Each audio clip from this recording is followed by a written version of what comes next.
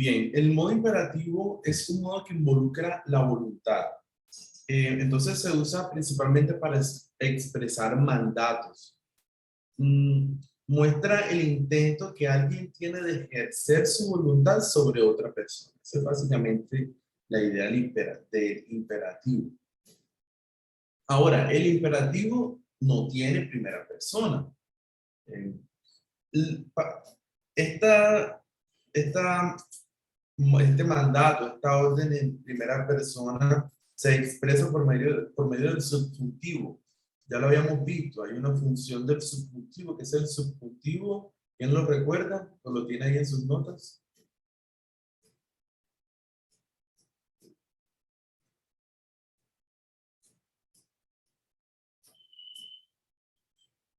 En primera persona plural del subjuntivo. Correcto. Primera persona plural del subjuntivo. Es lo que se conoce como subjuntivo exhortativo. Entonces, y también se traduce con el subjuntivo, bueno, se traduce como comamos, amemos, andemos. Em, Desde el punto de vista de la actitud, el mandato provee una expresión en la expresión gramatical, el deseo que tiene el hablante o el que escribe de dar dirección a un proceso. El imperativo se encuentra con bastante frecuencia en las páginas del Nuevo Testamento, pero especialmente en la literatura que contiene exhortaciones. Por ejemplo, en Efesios los primeros 3 capítulos, el imperativo se encuentra una sola vez.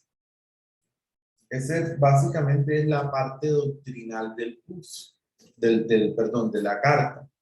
Pero en los últimos 3 capítulos se encuentra 40 veces. Y esa es la parte de aplicación y exhortación de la carta. Entonces vemos cómo el libro de Efesios se puede bosquejar a partir del uso de imperativos. Primera parte solamente usa un imperativo, y la segunda parte del libro usa 40 imperativos. Bien. Y hay varios tipos, en cuanto a los usos del imperativo, vamos a encontrar varios. Está el imperativo en uso de mandato, de prohibición, de petición, de permiso y aún de salud. Mandato, prohibición, petición, permiso y salud. Vamos a mirar algunos ejemplos en el uso de mandato. Podemos mirar Mateo 5:44.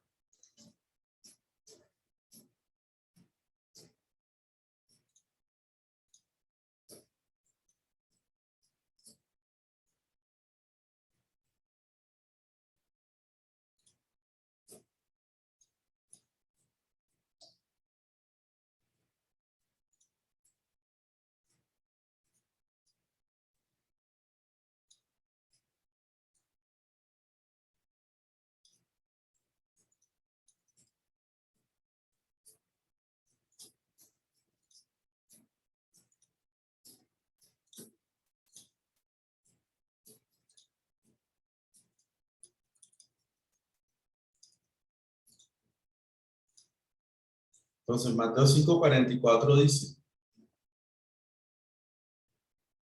para que sepáis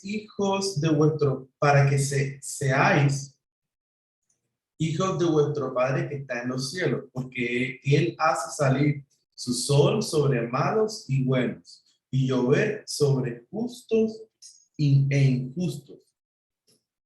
Mateo 5:44. Perdón, estaba leyendo el 46. 5:44 es: pero yo os digo, amad a vuestros enemigos y orad por los que os persiguen. Vamos a mirar dónde encontramos ese imperativo. Lo encontramos aquí en el verbo agapate, que significa, es un presente activo imperativo segunda persona del plural. Entonces, amin. amen a sus enemigos, y luego tenemos el verbo proseugeste, que es también un imperativo. Proseuges, proseugomai, que es el del verbo orar.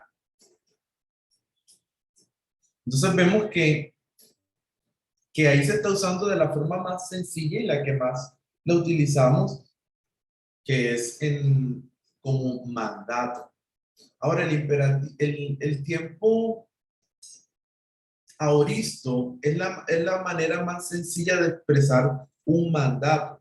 El autor presenta su argumento sin especificar los detalles o el proceso de la acción verbal. Y ahorita vamos a mirar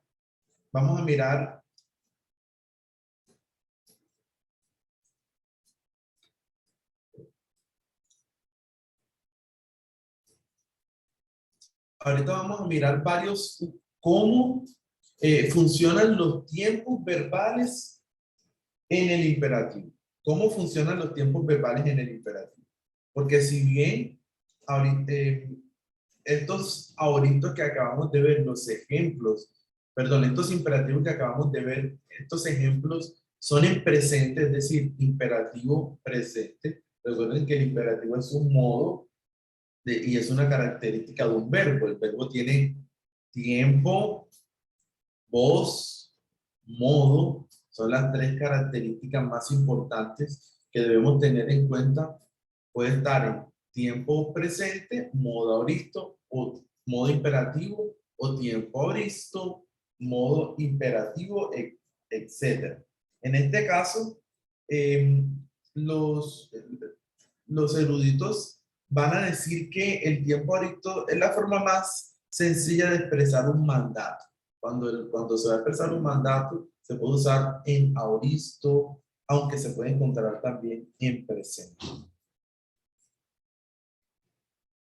La mayoría de los imperfectos que se usan como mandatos se encuentran evidentemente en la segunda persona, tanto en singular como en plural, pero a veces también aparecen en la tercera persona.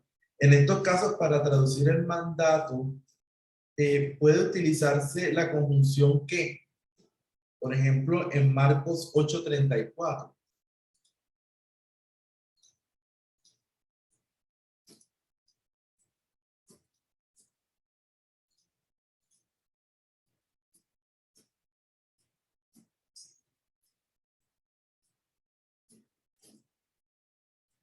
Marcos 8:34. Y llamando a la multitud de sus discípulos, les dijo: si alguno quiere venir en pos de mí, niéguese a sí mismo, tome su cruz y sígame.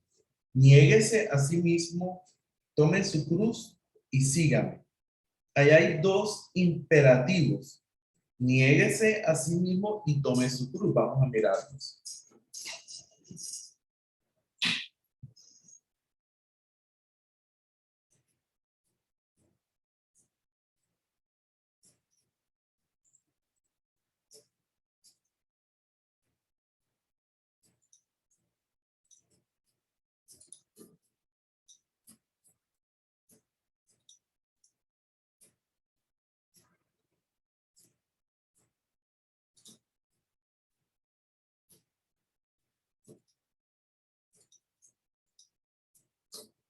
Entonces,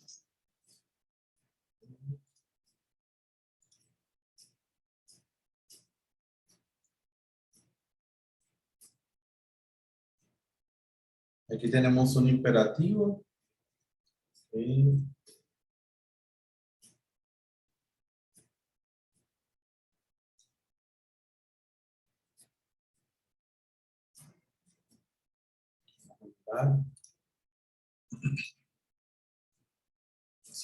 Entonces tenemos un verbo aoristo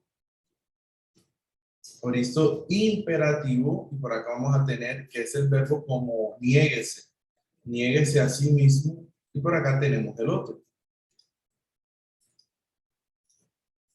Mírenlo aquí.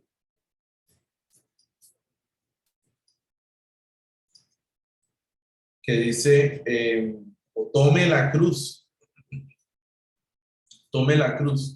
Entonces uno puede decir, es un verbo, un aoristo medio imperativo, tercera persona del singular. Uno podría traducirlo: si alguien quiere seguirme, que se niegue a sí mismo, que tome su cruz y que me siga.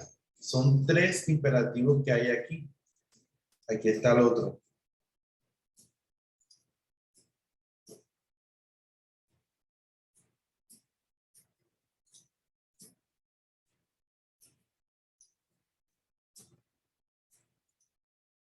Niéguese a sí mismo, tome la cruz y sígame. Aquí hay una construcción muy bonita de tres imperativos en tercera persona del singular. Profesor, una consulta. Por ejemplo, la reiteración del kai, kai, kai, ¿eso tiene relación con que en el griego no existen las comas?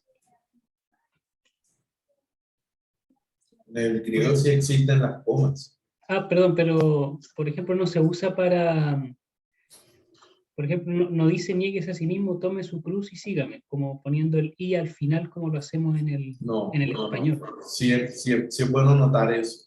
Es bueno notar que el griego, en griego usan las conjunciones. Usan mucho las conjunciones. No es como en español de que luego de mencionar varios elementos, el último elemento se separa con una i, los elementos anteriores se separan con una coma. No, aquí sí se puede usar la i muchas veces, muchas veces. El kai muchas veces. Sí, mi hermano. Ok, gracias. Entonces, ese es el mandato, es la forma más sencilla. Ahora, vamos a encontrar otras funciones como lo son las prohibiciones. Las prohibiciones. Vamos a mirar algunos ejemplos de las prohibiciones. Ahora, la prohibición es una orden o mandato que se expresa con el propósito de impedir o detener una acción. El imperativo así usado aparece acompañado de el negativo me, que pueden ver ustedes aquí.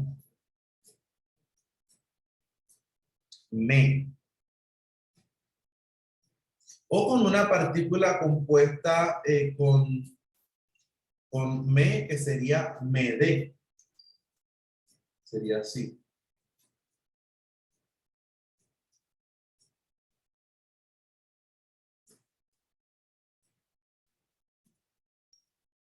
Me de. Esa sería otra forma de negación y se traduce como un mandato negativo. Ejemplo, vamos a mirar algunos ejemplos.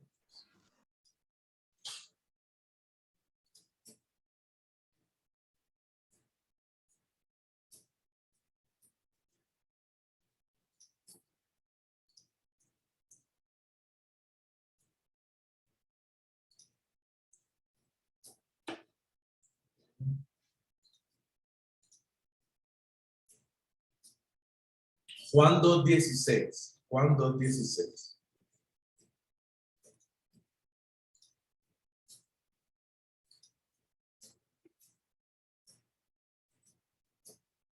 Y dijo a los que vendían palomas: quitad esto de aquí, no hagáis de la casa de mi padre una casa de comercio.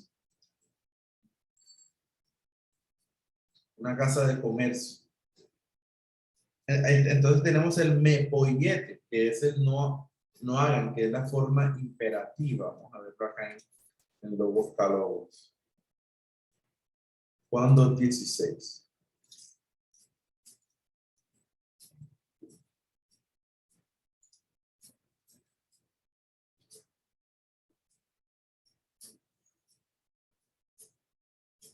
Entonces miren la forma de negación aquí. No.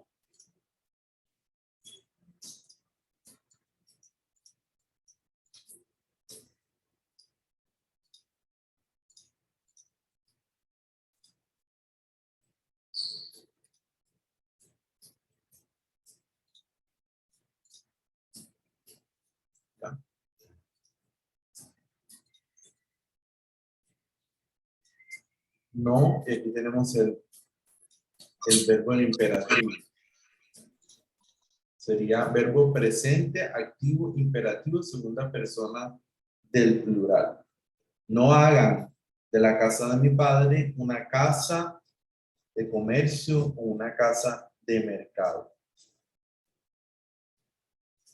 Otro ejemplo, Romanos 6:12.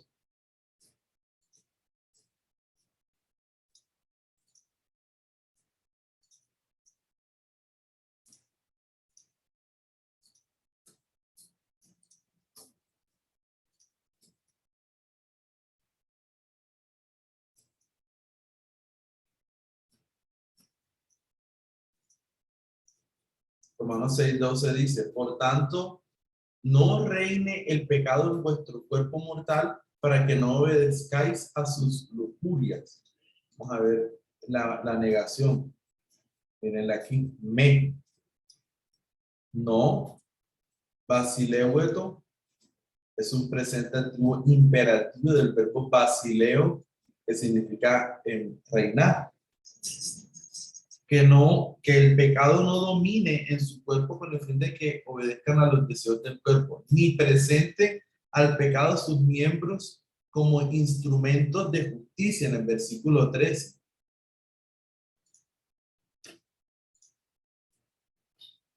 Mírenlo aquí.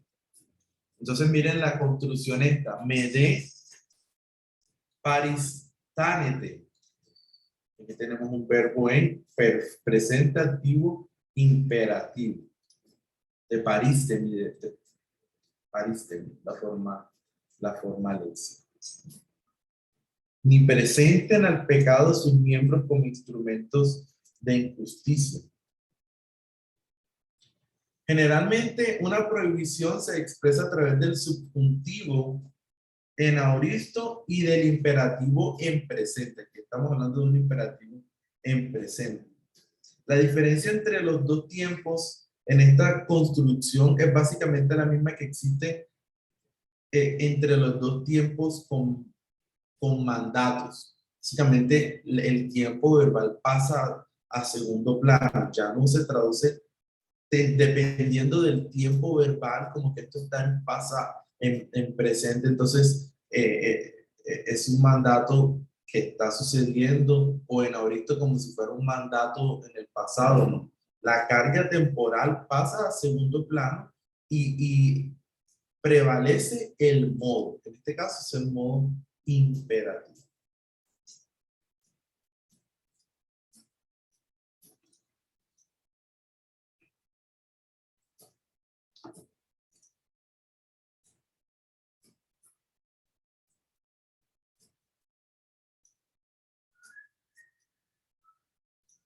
Ok, entonces ya hemos visto el mandato, las prohibiciones que se usa con el me.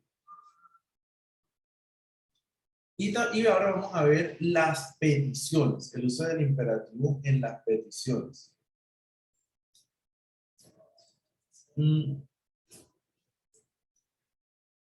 Hay ocasiones cuando la fuerza del imperativo se hace más suave y se convierte en una petición. Esta clase de imperativo generalmente se encuentra cuando una persona de rango o posición inferior se dirige a otra de rango superior. Ojo, cuando una persona de rango inferior se dirige a otra persona de rango superior, entonces se está hablando más como de una petición.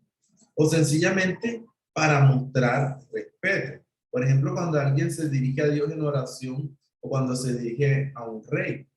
Para traducir esta clase de imperativos se puede utilizar la frase supliendo la frase por favor. Vamos a Mateo 8:21.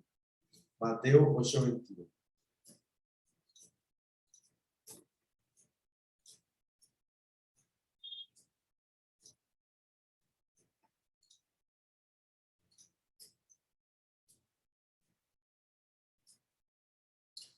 Otro de los discípulos le dijo, Señor, permíteme que vaya primero y entierre a mi padre. ¿Cuál sería el imperativo ahí?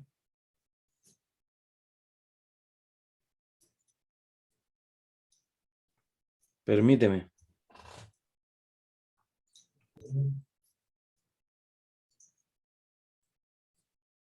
Mírenlo aquí. Sería verbo auristo imperativo, segunda persona del singular de epitrepo. Permíteme. Entonces ya se está tratando más como de una petición. De una petición. Las peticiones se expresan generalmente en tiempo auristo y esta inclinación, o sea, esta petición, sentido de petición es interesante debido a que en los usos mayormente se utiliza en tiempo auristo. ¿Listo? Cuando es una petición, el imperativo mayormente se encuentra en tiempo auristo, casi un 80%. Y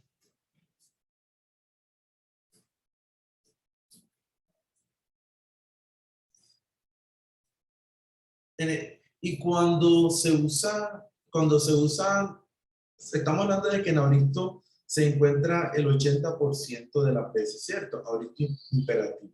En el otro 20% es un fenómeno interesante porque por lo general se trata de oraciones. Se trata de oraciones muy específicas. Como un dato que han encontrado los eruditos. Por ejemplo, en el Padre Nuestro, todos los imperativos están en aoristo y expresan la idea de petición, salvo uno. Vamos a mirarlo. Eso está en Lucas. Vamos a ver.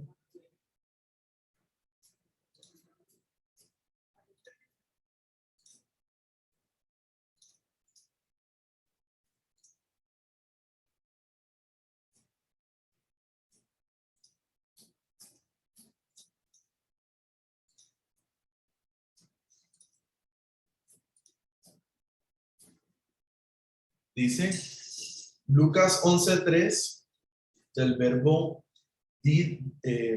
didomi. Vamos a ver, mira aquí, de didomi, presente auristo activo, presente activo imperativo. Este se encuentra en presente. Los demás podemos mirar que se encuentran, a ver, en auristo. Por ejemplo, didasco. Bueno, cuando dice Señor, enséñanos a orar, es un imperativo en aoristo, pero didomi se va a encontrar en presente. Entonces, hay como una...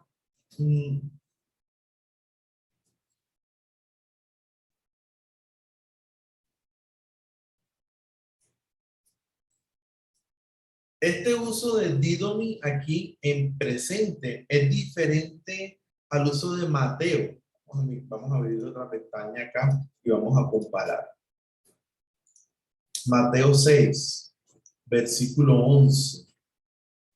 Versículo 11 dice, danos hoy nuestro pan de cada día. Versículo, acá en Lucas 11 dice, danos hoy el pan nuestro de cada día. Vamos a comparar las versiones. Entonces aquí tenemos ton arpón gemón, ton eiposion dido.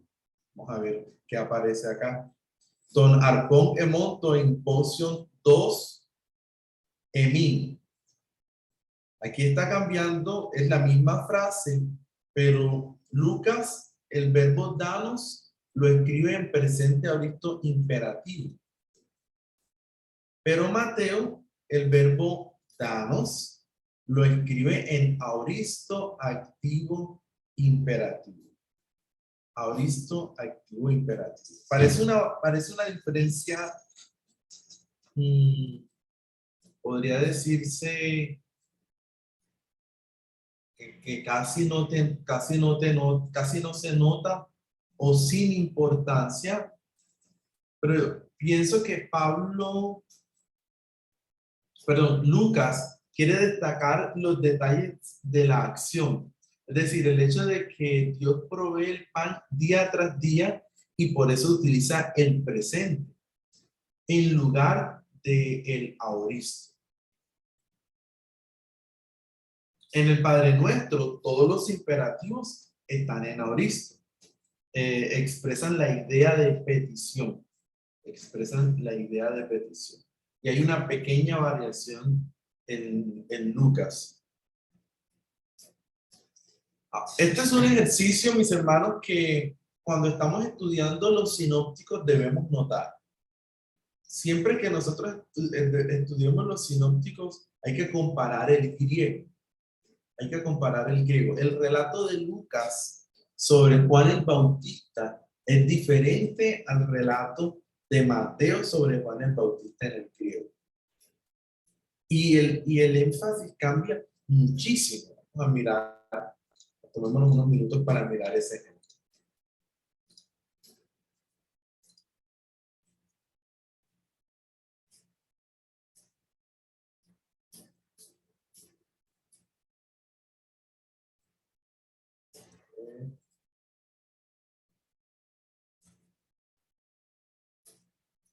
Entonces tenemos en Mateo 3 la predicación de Juan el Bautista.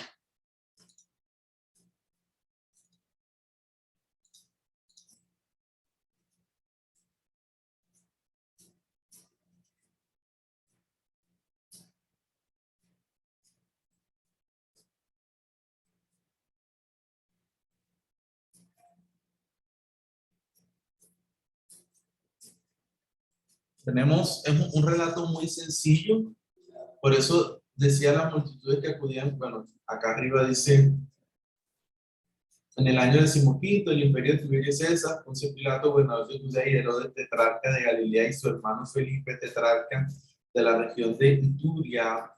Y vino palabra de Dios a Juan, hijo de Zacarías, en el desierto, y él fue por toda la región contigua al Jordán, predicando un bautismo de arrepentimiento para perdón de pecados, como está escrito en el libro de las palabras del profeta Isaías. Entonces aquí tenemos en Mateo la cita: voz de que clama en el desierto, preparad el camino del Señor, haced derechas sus sendas. Lucas continúa no solamente con Isaías, Isaías 40, sino que amplía la cita. Lucas amplía la cita de Isaías. Y las sendas ásperas se volverán caminos llanos, y toda carne verá la salvación de Dios. Toda carne verá la salvación de Dios. Y Juan, tenía un vestido de pelo de camello, y entonces empieza a mencionar Mateo todo el relato, que no lo hace Lucas. Pero hay algo interesante, y es en la última parte de las palabras de Juan. Aquí en el versículo 9 dice, en Lucas, y también el hacha ya está puesta a la raíz de los árboles, por tanto, todo árbol que no da buen fruto es cortado y echado al fuego. Ese es el relato. Árbol que no da fruto es cortado y echado al fuego. Pero Mateo dice, el bieldo está en su mano y limpiará completamente el suelo y recogerá su trigo en el granero, pero quemará la paja en el fuego inextinguible. Acá arriba dice, y el hacha está puesta al árbol, a la raíz de los árboles, por tanto, todo árbol que no da fruto es cortado y echado al fuego. Y hay un elemento que menciona Mateo que Lucas no lo hace, y es el tema del fuego. Dios, el fuego y el Espíritu Santo. Esa referencia de fuego y Espíritu Santo. Yo a la verdad os bautizo con agua para arrepentimiento, pero el que viene detrás de mí es más poderoso que yo, a quien no soy digno de quitarle las sandalias. Él os bautizará con Espíritu Santo y con fuego. Con Espíritu Santo y con fuego. En Lucas no se menciona, saber, y os bautizará en Espíritu Santo y con fuego, y el viento está en su mano para limpiar completamente su suelo, y recogerá el trigo en su granero, pero quemará la paja que no se extingue. Vamos a mirarlo aquí.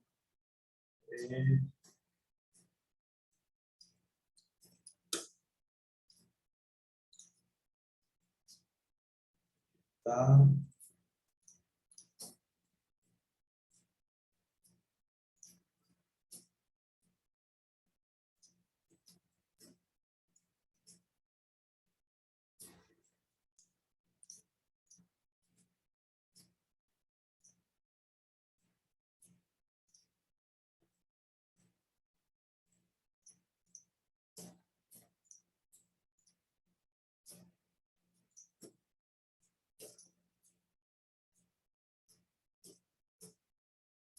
Sí.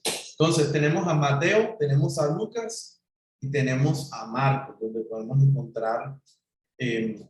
encontrar ese relato. Mateo y Lucas mencionan este elemento, el vientre transhumano, libera completamente la era.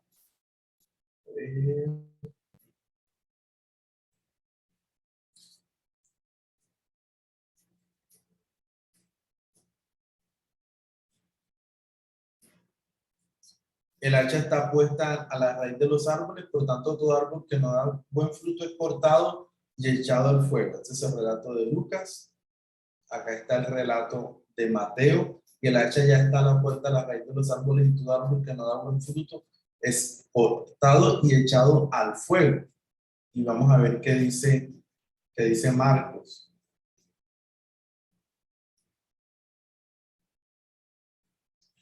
Yo os bauticé con agua, pero él os bautizará con el Espíritu Santo. Y yo pregunto, ¿qué pasó con el fuego?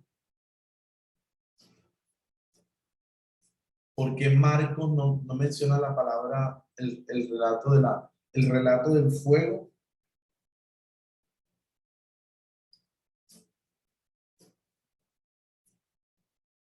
¿Qué opinan ustedes?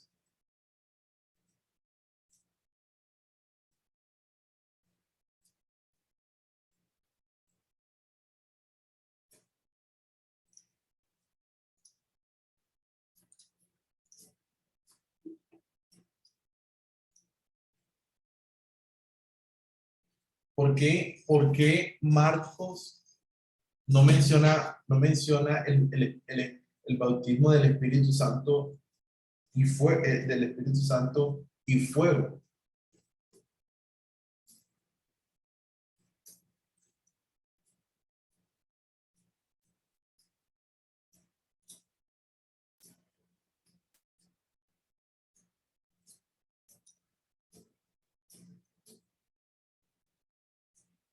¿Alguna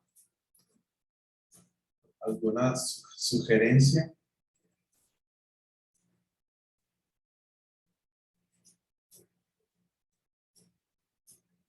Yo os bauticé en agua, pero viene el que es más poderoso que yo, a quien no es digno de desatar la correa de sus sandalias. Él os bautizará en Espíritu Santo y fuego.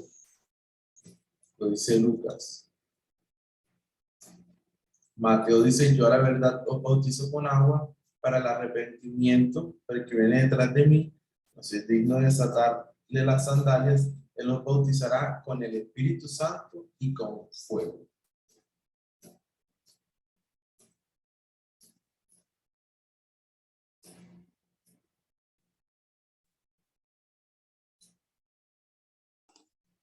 Hola, hermano, no alcanza a ver la parte superior del texto de Marcos, pero me parece que arriba nos toca la temática de que serán echados al fuego.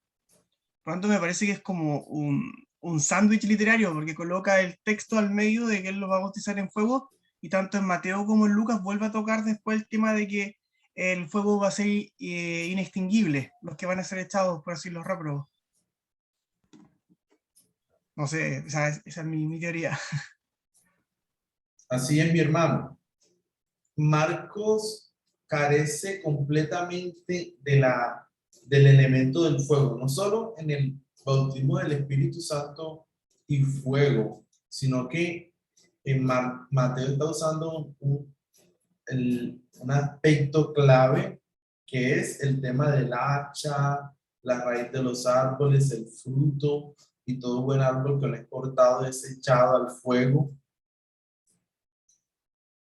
Mateo lo hace, también lo hace Lucas, el bieldo está a su mano para limpiar y recoger el trigo y quemar la paja inextinguible.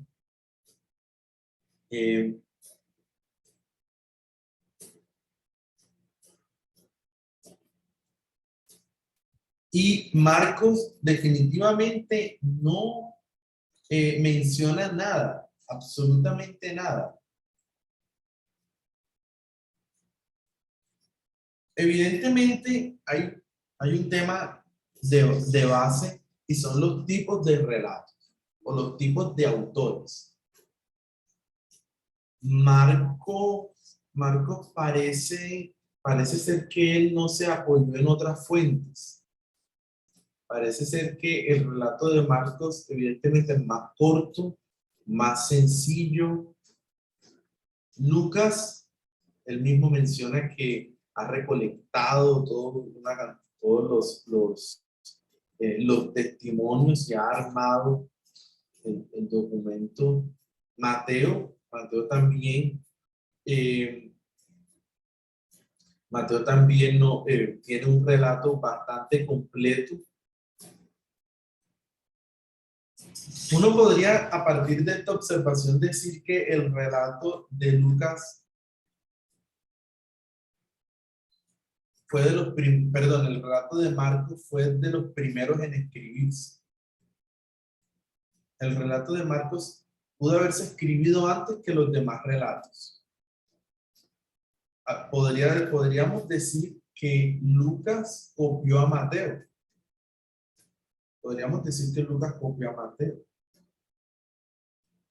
Pero en caso de que el relato de Mateo estuviera en circulación cuando Marcos escribió su relato, seguramente la fuente de Marcos hubiera sido la fuente de Mateo, pero no fue así.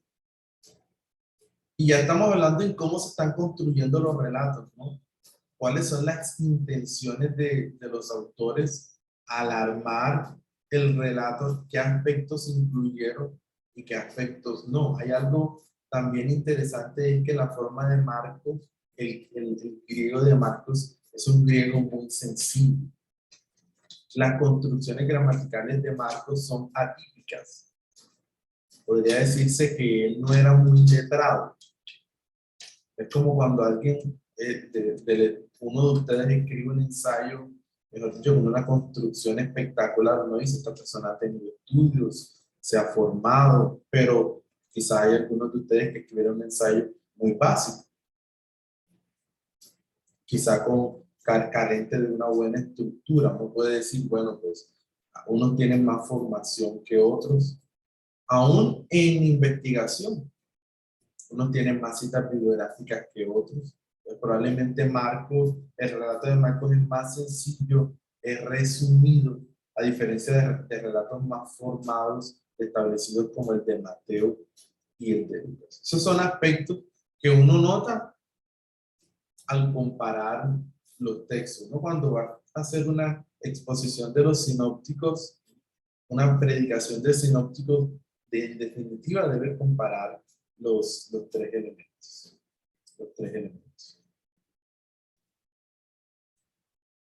Bien, mis hermanos, el siguiente uso del imperativo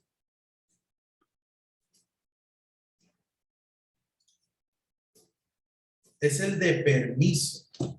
El de permiso.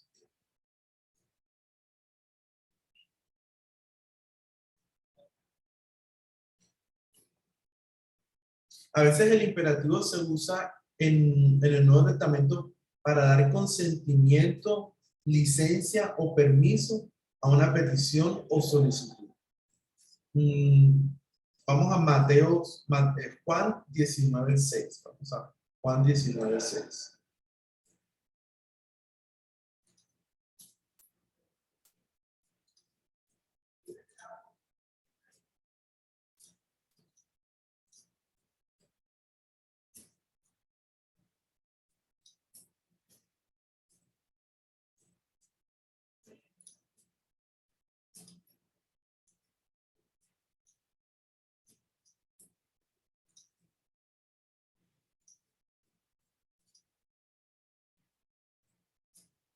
Entonces, cuando le vieron los principales sacerdotes y los alguaciles, gritaron diciendo,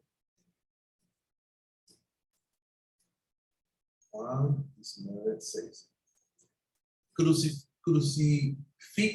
crucifícale. Pilato les dijo, tomadle vosotros y crucificadle, porque yo no encuentro ningún delito en él. Ahí los imperativos son tomadle y crucificadle. Tómenlo y crucifíquenlo. El que da el permiso puede otorgarlo si está de acuerdo o incluso si está en desacuerdo. Cuando Jesús le dijo a Pedro que quería hablar con él, en Lucas 4, 7:40, Pedro le respondió favorablemente, didáscale Eipe, le responde favorablemente. Pero cuando los líderes de los judíos pidieron permiso para crucificar a Jesús, Pilato les dio permiso, pero a la vez insistió en que no encontraba ninguna falta en él. Entonces, aunque él no está de acuerdo, aunque Pilato no está de acuerdo, él da de alguna forma el permiso. Podríamos decir que la orden, podríamos decir que Pilato dio la orden de crucificar a Jesús.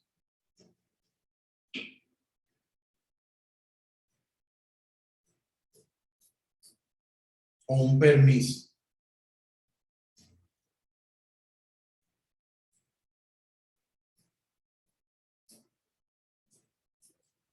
Las dos.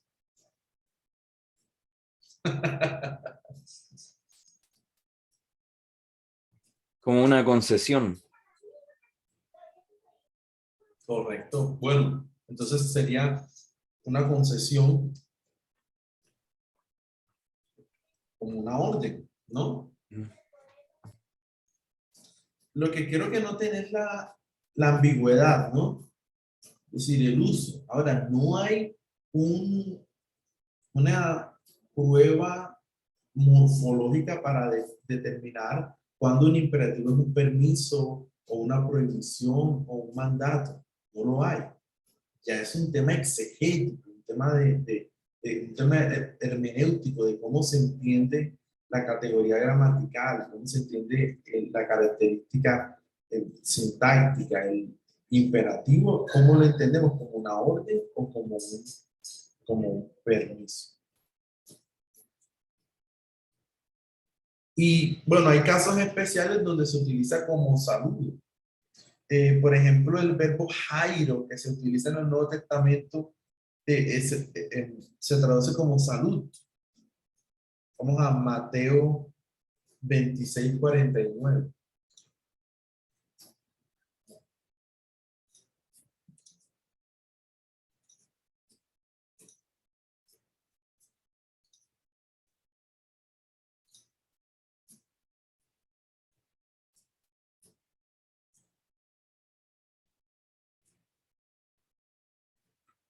Y enseguida se acercó Jesús y dijo, salve Rabí, y le besó.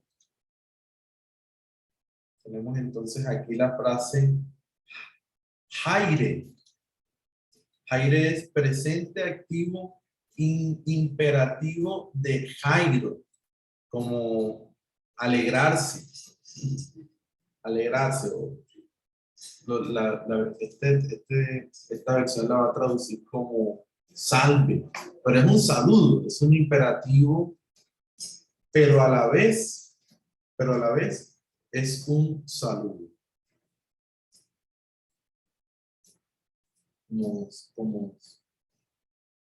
Sí, es una expresión, es un imperativo, pero es una expresión de saludo.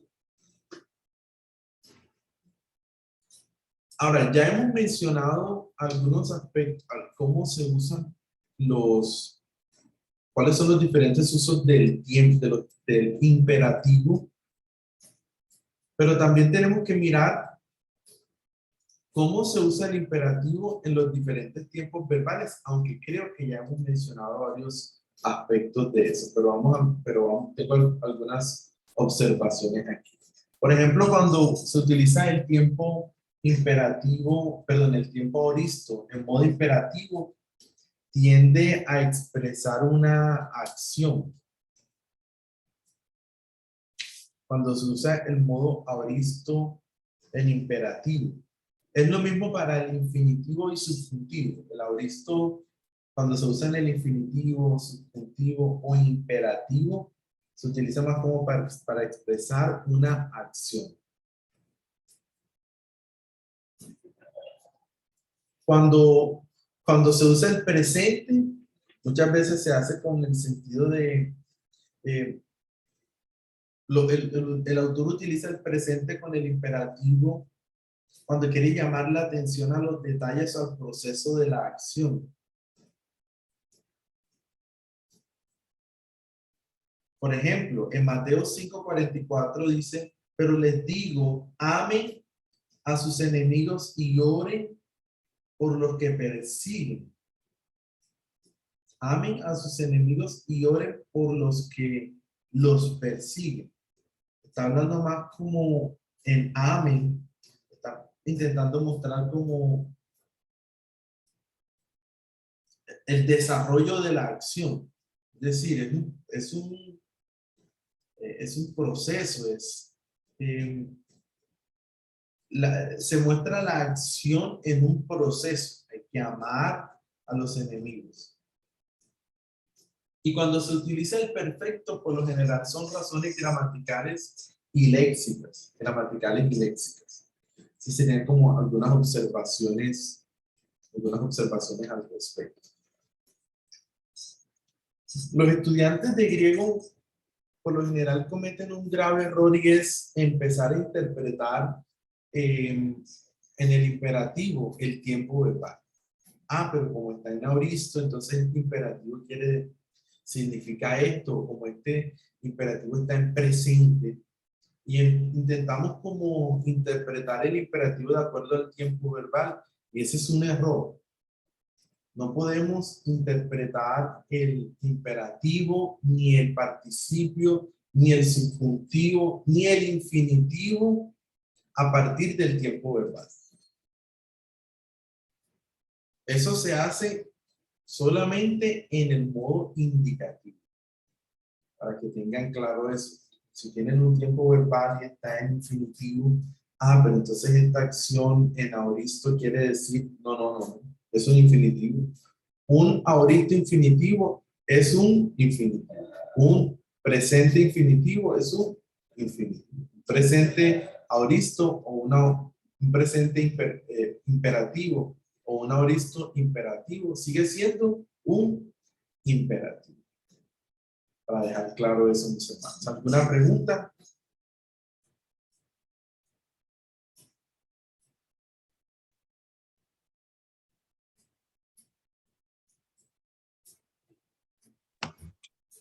Profesor, ¿cómo sería un ejemplo de ese error que usted acaba de mencionar? Porque si es común, lo más probable es que todos lo hayamos cometido. Entonces, así con un versículo bíblico, por ejemplo, ¿dónde o cuál sería el texto o uno de los textos bíblicos más utilizados en ese error? Déjame que se me ocurre.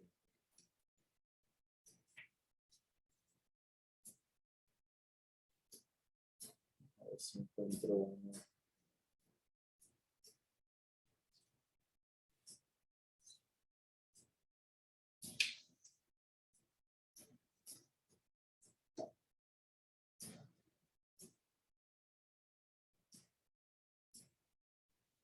No se me ocurre.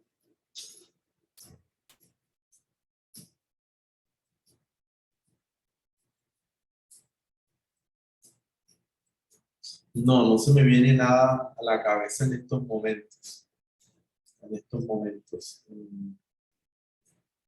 Voy a tratar de buscar un ejemplo.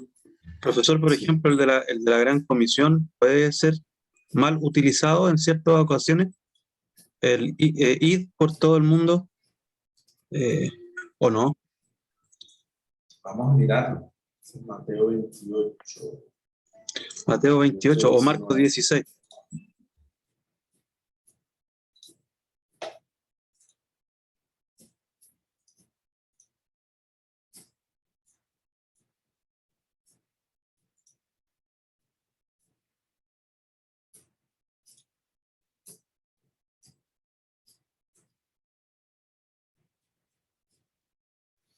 Aunque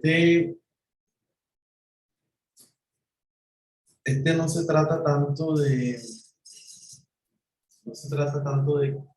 malinterpretar un tiempo verbal, como que se toma a mano del tiempo verbal para interpretar, sino que las traducciones optan siempre por el imperativo, por una orden. Cuando este tiempo verbal está en el verbo, es un participio pasivo aoristo. En orden con lo que hemos visto hoy, el aoristo participio sigue siendo un participio. No es, aoristo participio sigue siendo un participio. Es lo mismo, un aoristo participio es lo mismo que un presente participio. Es lo mismo. No hay diferencia. Ahora, no todos los tiempos verbales se encuentran en los modos, aparecen en los modos. No es como que futuro imperativo. No, quizá no existan en el Nuevo Testamento todas las diferentes combinaciones entre modos y tiempos verbales. Evidentemente no. Y este ejemplo creo que es mejor aclararlo cuando estemos tratando el tema de los participios.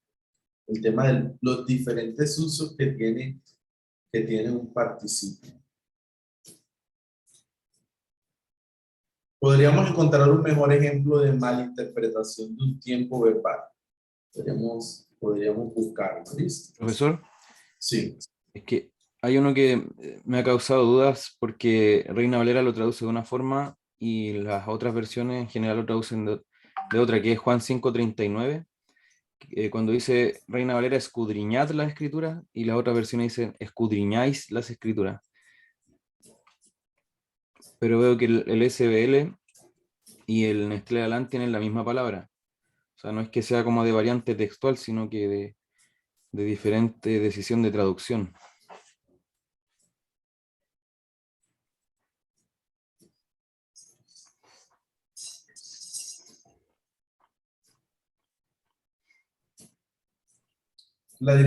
Tú mencionas la diferencia entre escudriñar y escudriñáis. Sí. Sí, porque es segunda persona, dice Logos Calogos que es segunda persona plural indicativo. Pero Reina Valera lo traduce como un imperativo, mientras que la otra versión lo traducen como indicativo segunda persona plural.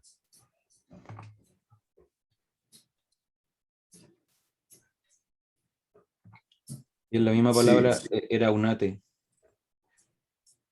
Es como si yo te dijera,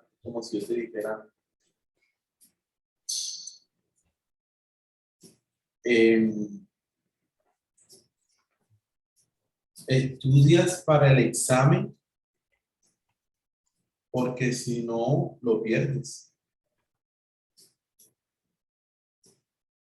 Estudias para el examen porque si no lo pierdes. O sea, hay dos connotaciones. Una es estudia para el examen, como quien dice, como una carga imperativa para que no lo pierdas. ¿Sí? Con el propósito de. También está la connotación estudias porque si no lo pierdes. Haces esto por lo otro. O haces esto porque si no tienes una consecuencia. Cuando usan la expresión escudriñáis, lo están haciendo en ese sentido. Escudriñáis las escrituras porque ustedes piensan que en ellas hay vida eterna. Y ellas son las que dan testimonio de mí. Y no queréis venir a mí para que tengáis, y no queréis venir a mí para que tengáis vida eterna. Es lo mismo.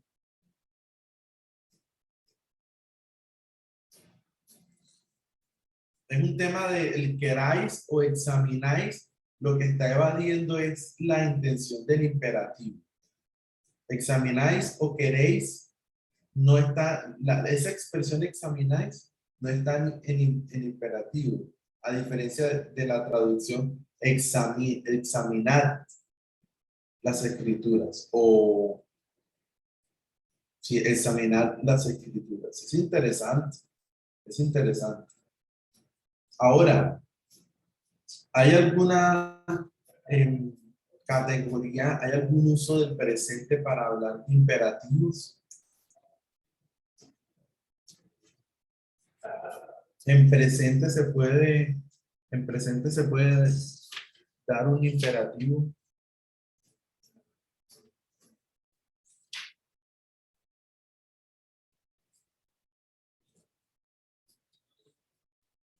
¿Alguien ha encontrado algún ejemplo del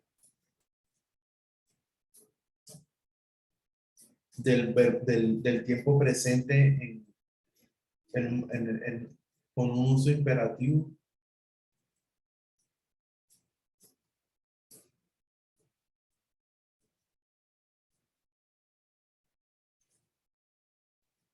De pronto han mirado en Wallace, si de pronto hay algún uso del tiempo presente en imperativo.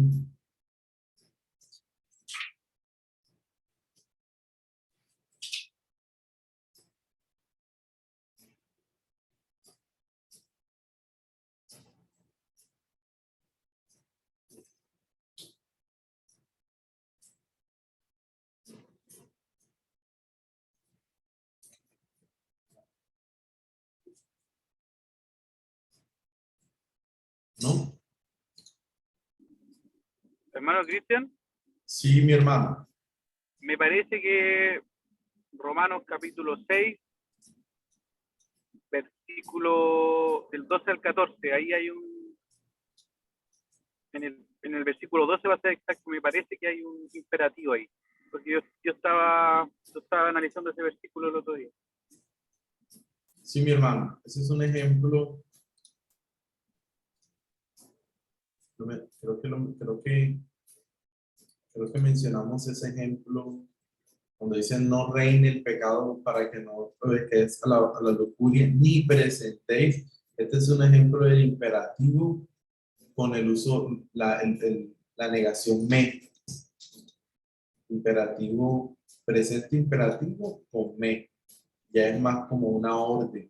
No reine el pecado entre vosotros.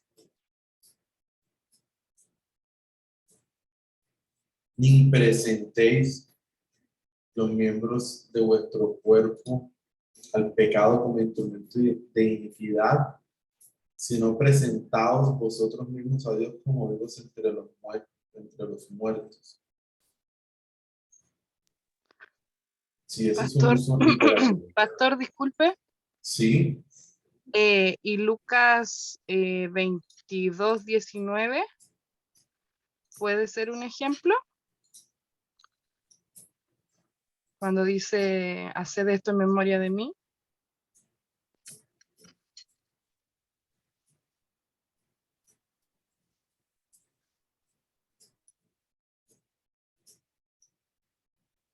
sí, es un presente imperativo. Ese es un presente imperativo. ¿Qué tipo de imperativo podría ser ahí? Y habiendo tomado pan, después de haber dado gracias, lo partió y les dio diciendo, esto es mi cuerpo que por vosotros es dado, haced esto en memoria de mí. Haced es el verbo ¿Es como un oír. mandato o no?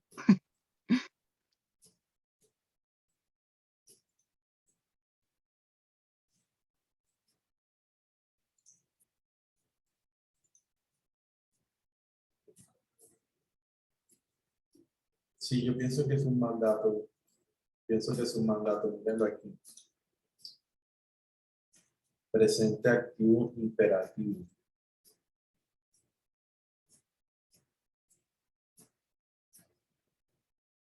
Segunda del plural.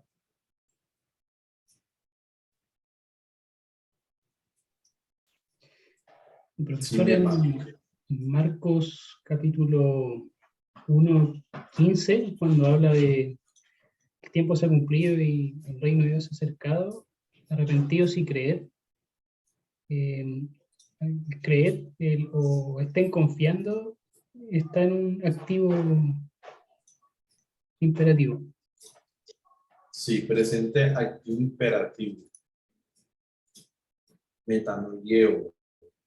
Presente imperativo, segunda del plural.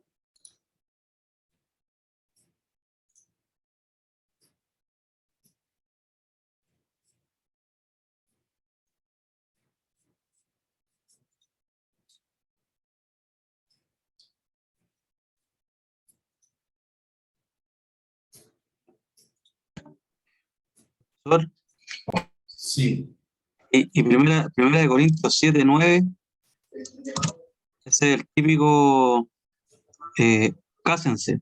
Si no tiene don de continencia, cásense. Ese también podría revisarse porque, 7:9. sí, primera de Corintios 7:9.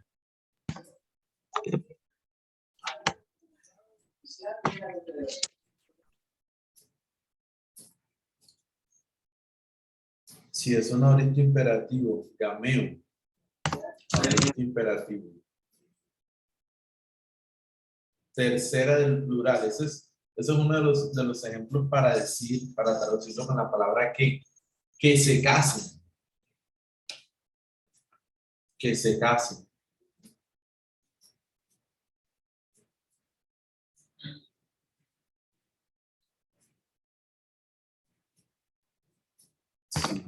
Perfecto, sí.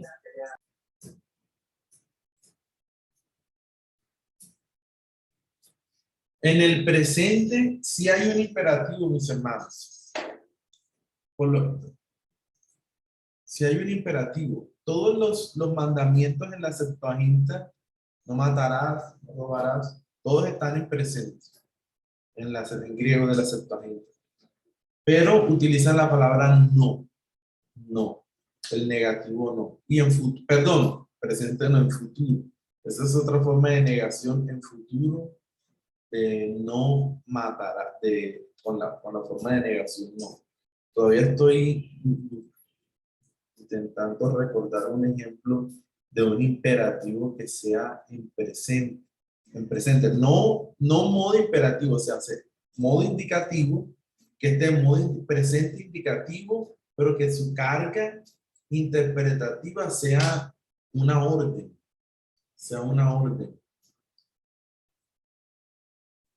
Porque el versículo de escudriñar las escrituras me puso a pensar mucho, nunca lo había mirado desde ese punto de vista.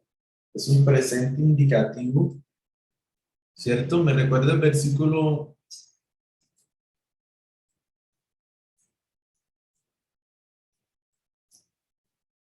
Pastor Alex.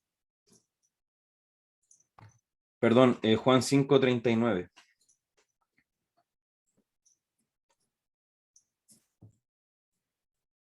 Juan 5:39, sí, me dejó pensando.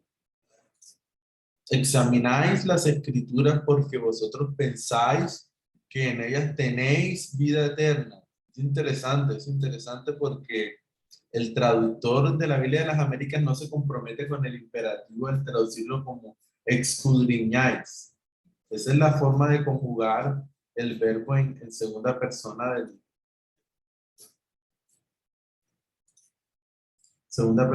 plural. Vosotros hacéis. Y en la Reina Valera queda, el resto de la frase se traduce en segunda persona plural indicativo. Porque dice, porque a vosotros os parece que en ellas tenéis la vida eterna, y ellas son las que dan testimonio de mí, y no queréis venir a mí para que tengáis vida. O sea, la única que traduce como imperativo es esa, escudriñad, aunque está en segunda persona plural indicativo.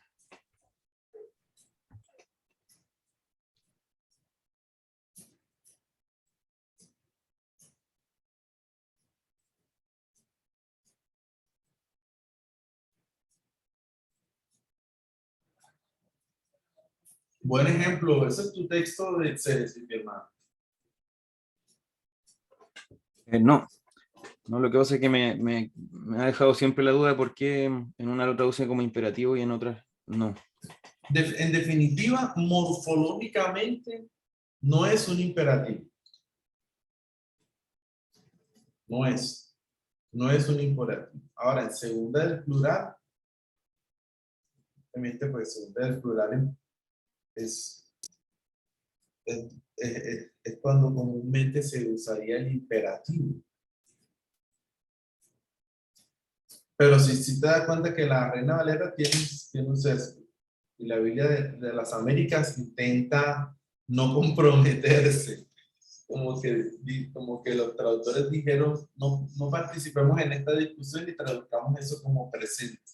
La Reina Valera dijo, traduzcámoslo como imperativo.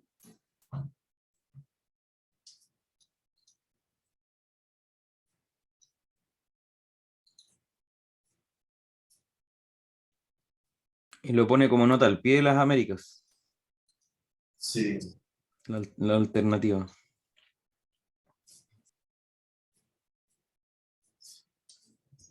Voy a mirar Wallace. Voy a mirar a Wallace a ver si él tiene más ejemplos si tiene algún ejemplo o un uso imperativo o una orden, mandato en el presente indicativo. Presente indicativo segunda del plural. No puede ser, profesor, el no os unáis en yugo desigual con los incrédulos. ¿Cómo, perdón? Segunda de Corintios 6:14. Dice, no os unáis con los incrédulos o no os juntéis con los infieles, dice esta versión. Pero si está en No. imperativo. No estén unidos en yugo desigual con los incrédulos, dice la Biblia de las Américas. Sí, pero si está en imperativo. Presente medio, no se unan a ustedes mismos en yugo desigual con los incrédulos.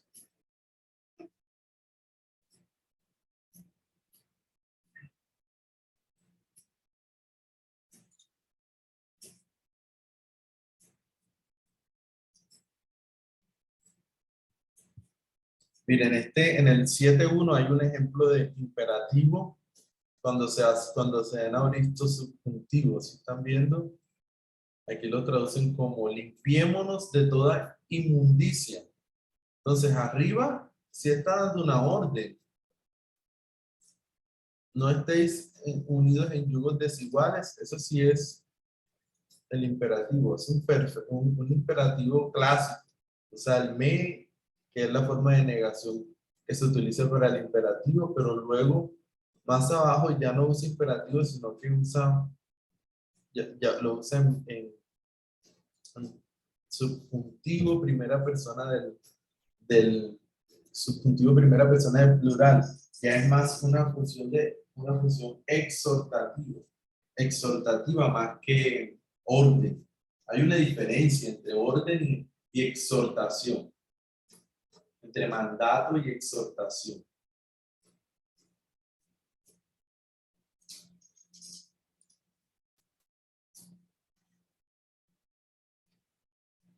Bien, mis hermanos, muchos ejemplos, todo esto, espero que por favor les sirva para el ensayo que tienen que desarrollar, y ya nos estamos acercando a las dos actividades más importantes del curso, que son el estudio gramatical y el estudio lexicográfico. Esos van a ser los últimos dos trabajos: estudio gramatical y estudio lexicográfico.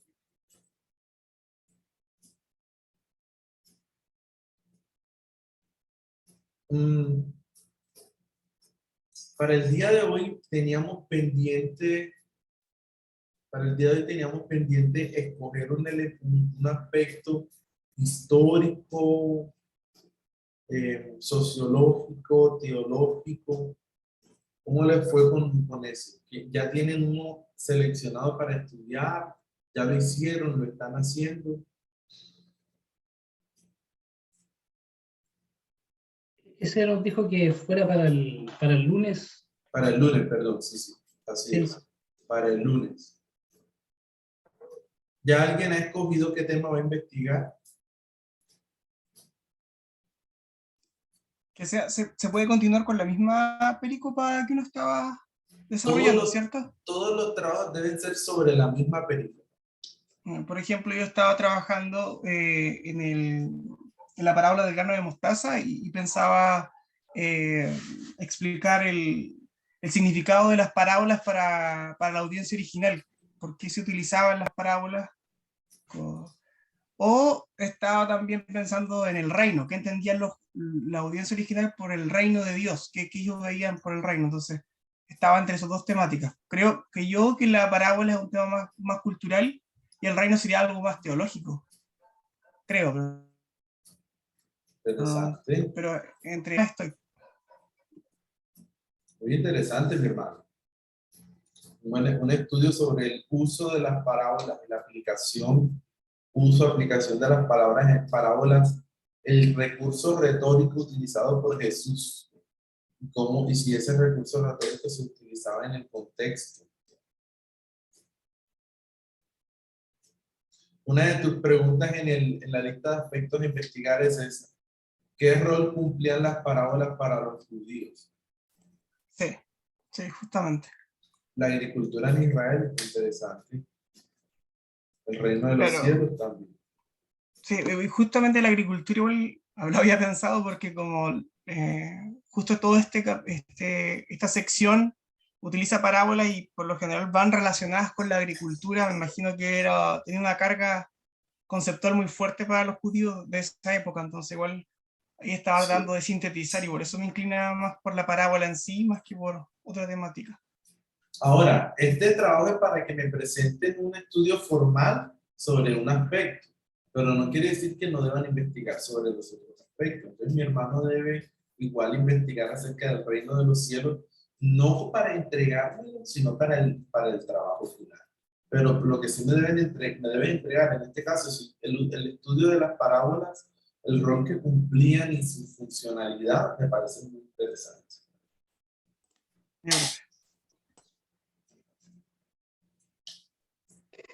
Profesor Cristian, pero, por ejemplo, como el trabajo es el aspecto teológico o geográfico o sociológico, por ejemplo, si yo tomo solo el teológico, y en el trabajo final, como que no voy a profundizar más en el contexto geográfico y de la audiencia, ¿no va a quedar el trabajo un poco cojo si me falta esa parte? Claro, por eso les digo, ustedes me entregan, seleccionan un estudio, lo hacen y me lo entregan. Pero las demás preguntas que tienen en la lista de aspectos a investigar, ustedes deben investigar para ustedes, para complementar el ensayo final. Ah, ok, ya. Ya me queda claro. Les quiero animar, mis hermanos, los que no han entregado la lista de aspectos a investigar, por favor, les animo para que podamos finalizar el curso. No esperen hasta el último momento o a un espacio posterior para entregarlos. Si los entregan, podemos ir avanzando y finalizar el curso de manera satisfactoria. ¿Listo? Recuerden que el ensayo lo están haciendo ahora. Al finalizar el curso, el ensayo ya está hecho. Faltaría organizar la información, pero ya el ensayo estará hecho si seguimos estos pasos.